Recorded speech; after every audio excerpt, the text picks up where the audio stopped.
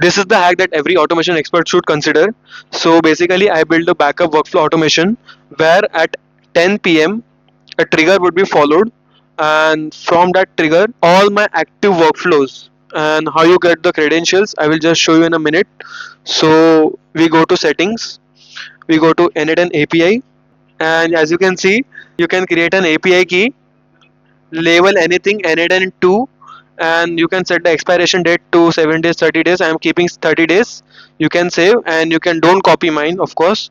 And this is the API key is created. You can click on that and you can just copy on this workflow. I will be providing this workflow in the description box. You can check that out.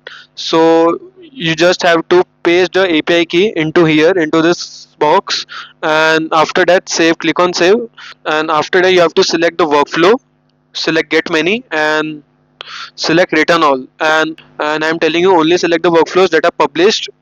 But at the start, I think you should turn this off, and you should always have the exclude pin data, otherwise it will just show the pin data and get that in the workflow as well, so it's of no need.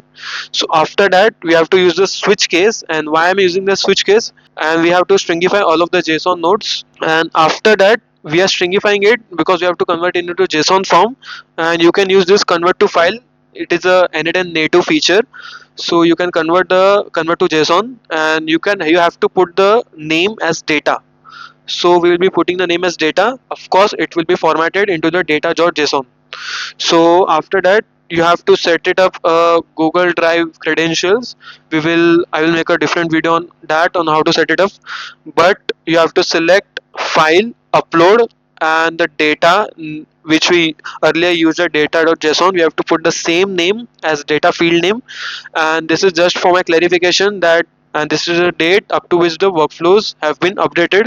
So I've written all back to workflows, and from the drive, from the which backup folder, you have to just create it. It's as simple as it sounds, and after that it will be created as a full backup option for you, so you don't have to worry about losing any of your important workflows. So that's it for today, and see you. Yeah.